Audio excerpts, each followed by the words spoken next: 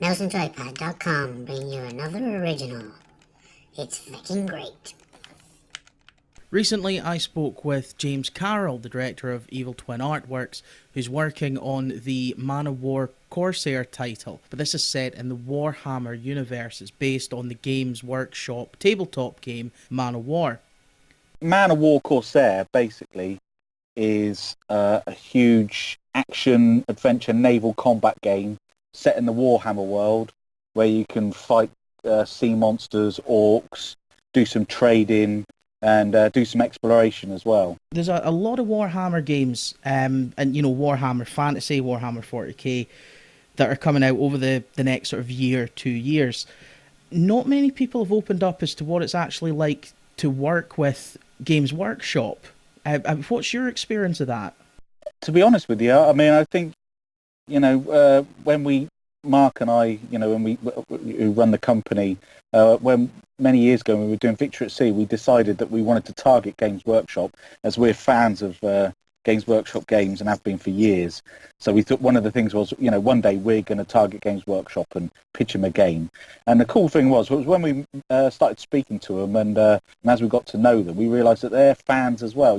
These are people that grew up with Games Workshop or started at Games Workshop, from the very beginning, and are now, living their dream, and that's the thing that we found that they've been really enthusiastic and encouraging about the whole process. And I think one of the cool things was being able to just speak to them about ideas, and they're saying, oh yeah, no, that's really cool, because I think we're quite lucky because we had our own little portion of the Warhammer universe that no one else is touching.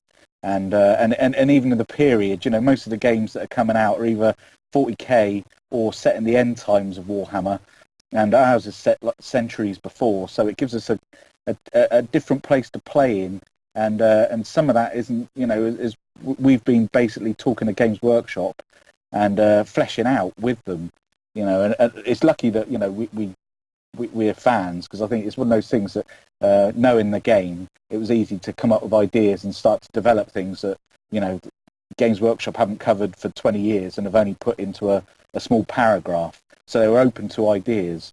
And to be honest with you, everything that they've come up with and said, oh yeah, it'd be good if you did this or that, has all been really positive and constructive, and has really helped us improve the game. So I can't really, I don't have a bad thing to say about them. I think they're great. So really enjoyed working with them. Well, that's good to hear, because I'm a big fan of the Warhammer universes myself, and it's good to hear that this is it's kind of a passion for you, really. If you've been a fan of this franchise, or this universe, I think is a better word for it, for so long, that you've got the chance to make a real tangible thing out of it. Yeah, totally. And I think that's the thing, is that it was a dream come true to actually, when they said yes, that we were lucky because we did Victory at Sea beforehand, which was a World War II game, set, naval action game. And we pitched that to Games Workshop. We basically sent them, contacted them about Victory at Sea and said, we'd like to work with you. And it was lucky because some of them had actually played Victory at Sea already. And so they've been enjoying it, which was a good start for us. And I think we found that overall, it was, they were as enthusiastic about the ideas we were coming up with as we were, so, and it was great because they were like, oh yeah, we should try this. And I think some of the weird things, like the elf ships in particular, they're like 1-inch models, and they've never really gone past that. And it was quite a conversation between us to actually work out what these things would look like as 200-foot long ships, so that was quite good fun. You've said that GW came up with any points they've raised have been really good. Could you give us an example of something that they've suggested that's made it into the game? Yeah, well, I mean, I think a lot, there was a lot of points where they were looking at it visually and said, what, you need to do this to it, because I think when we were first talking, they imagined it more like Victory at Sea, which is kind of more like an RTS view of the game. And as they went, they started to look at it and say, what, this game is a lot bigger and and unique, more unique than we thought, than we initially imagined based on the pitch. And we think if you come up with it changed it visually here and there. I think they were one of the main things that they really helped on was extra details in the characters. You know, we had an orc we sent through, and we loved it. We loved the orc, and we thought it was brilliant. And then they were coming up just back with little touches and flourishes and saying this little detail here. And then when you look at the before and after, we're like, wow, yeah, that was really useful. It looked great. You know, so I think, you know, they know their models and they know the look of their games, and they were really good at being able to explain how to bring those to life, really. And I think that was part of the difficulty for us was, as this game is set in kind of a historical Warhammer, where it's, you know, and it's based on models and situations that, you know, obviously are now 20 years old. And if you look at the models from 20 years ago to now, you know, they've really advanced in terms of the quality. So that was part of the challenge, was bringing some of these characters and ships into what would seem like, you know, this, you know, a modern day Warhammer, and keeping that quality of, you know, in general. What made you decide to set Man of War during the era in the Warhammer universe that it's set? Well, that was kind of that was more based around the Man of War game itself, because when they designed it, they set it around the 4th edition Warhammer rules. That basically they said, look, it'll be great if you could actually keep it within that world, because it's a different world. So in that sort of period, you've got like Bretonnia, which is like, you know, for those that don't know, it's basically like the Warhammer version of France, is still a massive power, but it's a fading power, you know. And in the later Warhammer rules, they were all but almost kind of crumbled to nothing, the Bretonians. Whereas at this point, they're still a major power in the Warhammer world. And so it's things like that where it gave us a chance to really start to explore that side of things and actually have a build-up to the game where, you know, we're looking at putting in Skaven and things like that. And, you know, there are places in the Warhammer world at this point where the Skaven are still a rumour. You know, the Skaven appear, do terrible things and disappear, and then, you know, centuries later people think, actually, that wasn't true. You know, that these creatures never existed. This is just fantasy, you know. So it's kind of this sort of thing where we can actually play with that. And we've got things like the Chaos. The Bretonians aren't as harassed as the Empire by the Chaos fleet, so they're not so used to that sort of thing as well. So this is why we found it was really cool to actually set it in that universe. Getting to the gameplay now, James, what aspects do you think, because there's a natural comparison, I feel, between this game and Black Flag. There's a lot of similarities between the two. Other than the lore and obviously the universe it's set in, do you think, is there anything that makes Man of War unique and sets it aside so it's not, you know, a Black Flag clone? Yeah, I think what we've tried to do is bring in more strategic, tactical side of things, and we're going to be adding more of that as we go. There's a captain's cabin that we've added with 0.2, which we're going to be increasing, you know, the details in that, where you'll be able to manage your crew. So there'll be crew morale. You'll have specific crew. You'll have captain and crew upgrades and skill trees. So you'll be able to, you know, actually upgrade your captains in a specific way.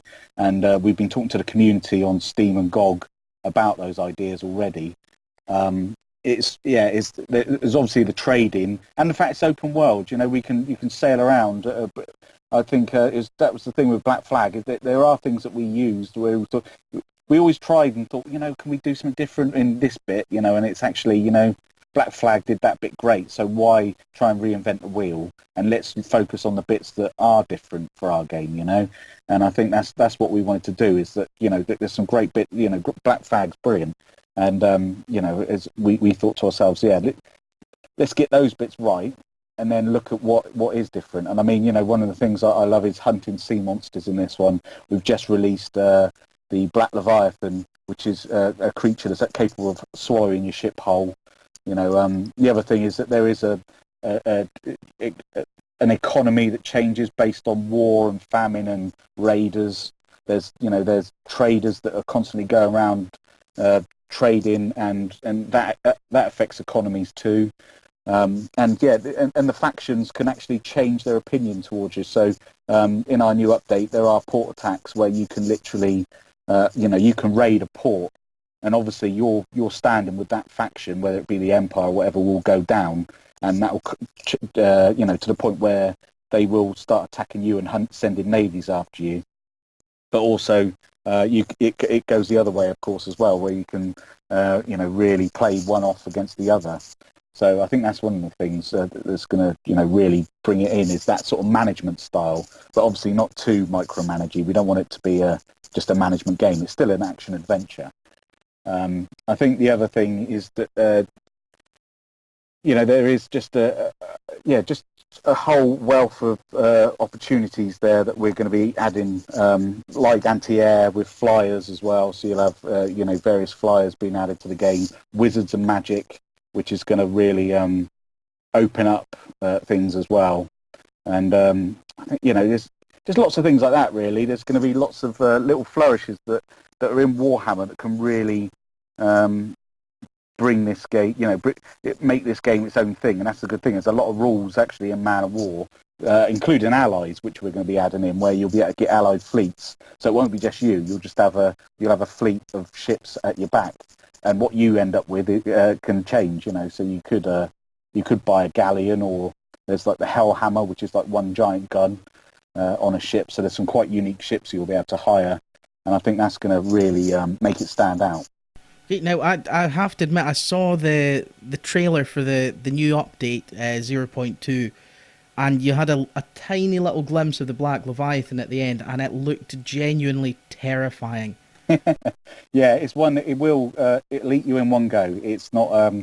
I think it's one of those ones I've been hitting and running. Basically, you can kill it. Obviously, everything's killable, but it's one that you've got to be clever with, or get a nice big ship, or even allies with you, as well. Because if you get overconfident, it's literally, it can just come straight up and just swallow you and take you down into the depths, and that's it. So there's no taking little tiny bites out of you. It's all or nothing. Now, if the Black Leviathan were to show up, are you given a certain amount of warning that it's there, or does it just come out of the deep? There's a bit of warning to an extent, depending on, you can see it from a distance. So you might get a warning where you'll see the frill just going through the water, the very top of the fish, which it kind of skims through the water and then starts to rise up. So there is some warning in that respect. But then what it does do is it dives under, and then you've got to look out for some bubbles, because it will suddenly come up near you and try and swallow you. So you need to try and sail away and as fast as possible, really.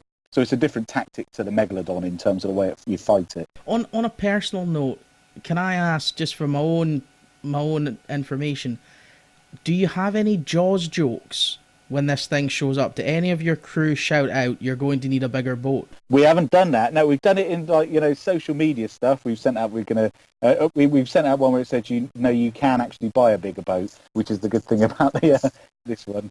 But we haven't done it in the game. But I think there'll be some more voice recording, and that's definitely something I'd like to do, because that's the cool thing about Warhammer. There is a certain sense of humour to it as well, that we can put in there, certainly. There's a lot of information in the patch notes for the new update, including something like 32 new ports. Yeah. Could you give us the rundown on some of the changes in this new update from the sort of already released version, or the early access version? Yeah, so the update that's just come out, basically, we've added the first of the new fleets to the game, which is Khorne. So these are the first of the Chaos fleets. There's 4 Chaos fleets going to come out through the early access period. Khorne, for those that don't know, are kind of the more kind of bloodthirsty ones. And so we've got beastmen that are running about on the deck of the Khorne ships. And the ship's quite different again, where you've got an iron shark, which is basically a giant mechanical shark. And then you've got a blood ship, which has giant pincers on the front. And a death galley, which is like the staple for the fleet, and it's like a support vessel, basically. And they all work quite differently again to the other ships that were already existing. And they basically have quite a they're quite dangerous, to be honest.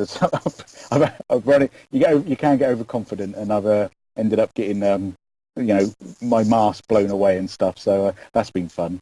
The other thing we've got ports. As I mentioned earlier, we've got the port defences, so you can attack ports now, and they'll attack you. And the cool thing is you can use that strategically, where if you've got an orc fleet coming at you, you can actually draw them. If you can draw them in close to an enemy, to a port that's friendly with you, and an enemy with an orc, then they'll start firing their cannon at the enemy ships as well. So there's a certain tactic to that.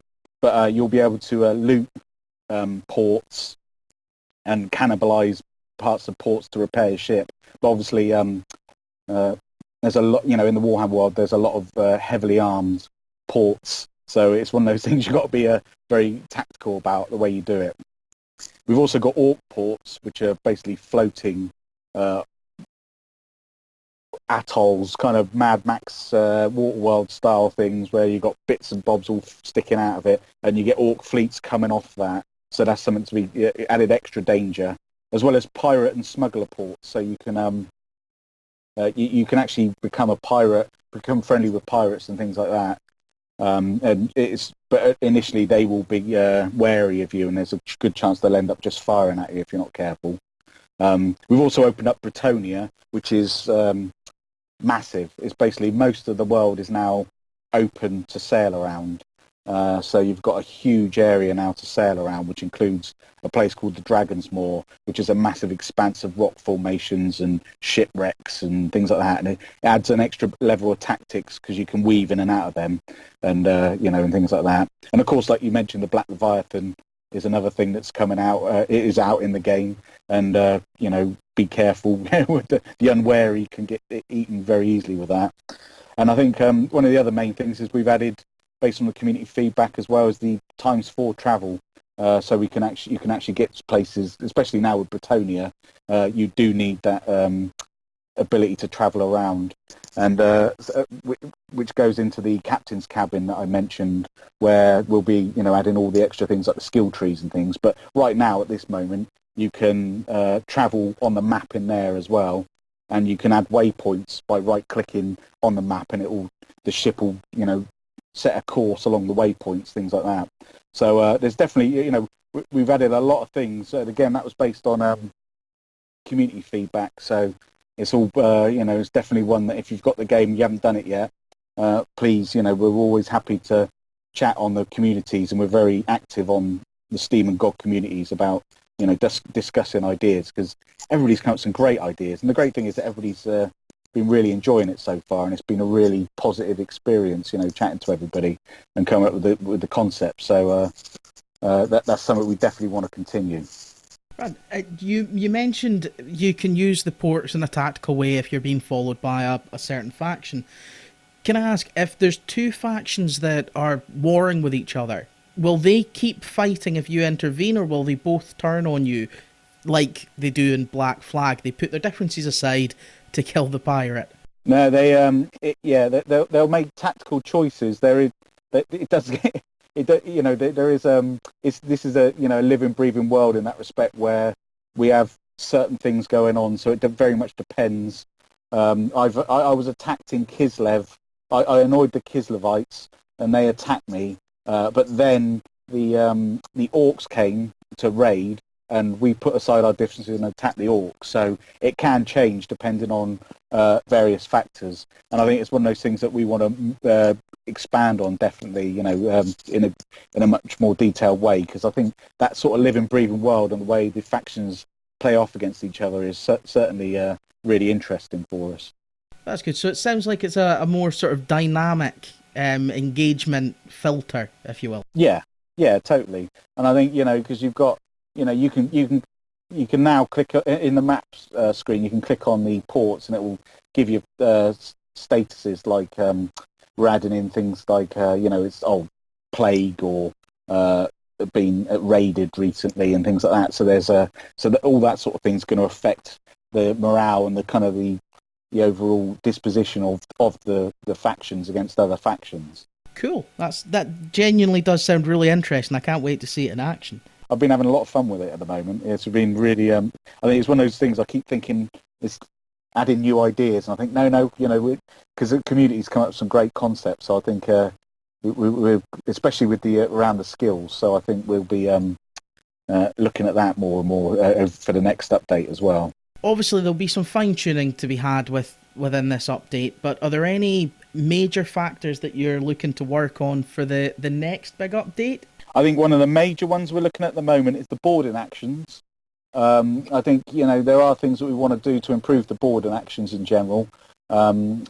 We are listening to the community about because the one thing we've got is, we went from the idea of the Empire and pistols and blunderbusses and things like that, which the Empire use, and people have said we really want melee combat and some swords and things like that. So that's something we are looking at. Whether that's going to be the next update, it very much depends on how well we do with it, basically, because this is basically completely community driven. But I think one of the main things that's going to go in for the next one is the captain's cabin stuff, and being able to expand on the skill trees and actually hone your captain down a certain route. I mean, we had some great ideas from the community where somebody suggested that you can get to a certain level, and if you get attacked by a giant sea monster, then you can sacrifice one of your crew, basically throw him overboard, so he gets eaten by the sea monsters to let you escape and things like that. So there's certainly some things like that we're going to be looking at putting in. That sounds really fitting to the Warhammer universe. That yeah, that's what I thought. Yeah, I thought such a good idea, and I thought we can't miss the opportunity not to put that in. So that's definitely one that's going in amongst a million other brilliant ideas that people have come up with around the skill trees and things. Yeah, just throw Ahab overboard; it'll be fine. Yeah, fantastic. Now, at the moment, this is just a PC title, Steam and GOG. Yeah. Do you have any plans to release on any other formats, consoles, maybe? Yeah, I mean, there's certainly something we're looking at, and we have been seriously, going down those routes. I think one of the things we want to do was just get the early access going as it was, and and then look at seriously moving into that side as we go. Do you have any idea when the game might be ready for a full retail release? Well, we put down 4 months, but again, these things change, and already one of the major things we're looking at, like with Melee and things like that, is community driven. So it was always part of the caveat we put in our early access thing was that 4 months, but depends on community feedback and what other people want in. So if there's some great stuff that's going to be a big feature, but we think's worth it, then that could certainly is going to shift stuff backwards. But I think it's going to be at least 4 months. Really want to drive this forward with the community. So like I said, if anybody wants to get involved and wants to chat about it, and we are active. If you go on the Steam and GOG forums, we are there talking, and we respond to everybody. So please, come in and help us shape it, because I think this is the thing. It's a game made by fans for fans. I think that's the cool thing about it, is that we thought this would be cool. It's a game I want to play, and so I think it's one of those ones that we want to try and get people involved and say, I helped make this, and they are actually listening to us, and I definitely think that's something we want to do. Great. I mean, there's usually a lot of lip service when it comes to developers when they say, we're looking for feedback. When you play an open beta for 3 days, your feedback isn't as important as the figures. But it sounds like you are really making an effort to have that connection with the gamers. I think that's a great aspect. Yeah, cheers. Yeah, no, I think for us it was something we learned it from Victory at Sea. I mean, we've got a lot of players from Victory at Sea have come over to Man of War as well, because they knew that we support them, and we kept supporting them, and we listened to them, and I think we released Victory at Sea in 2014, so in the summer, and we released an update a few months ago, like just before Christmas, for that, without a free update based on community feedback. So they know we support the games, and that we actually listen to their ideas. And I think that's something we want to keep going, because I think, it generates goodwill, and it also, we've learned that, there's no point being insular and not letting people come up with ideas, because you never know what sort of concepts there are out there where you think, actually, yeah, we hadn't thought of that. That's really cool. So definitely up for talking to people. Thank you very much for your time, James. It's been a pleasure, and all the best with the update. Well, yeah, thanks for speaking to me, and like I said, feel free to come on the Man of War Corsair forums and check out the game and the latest update. The early access build of Man of War is available on Steam and GOG.com.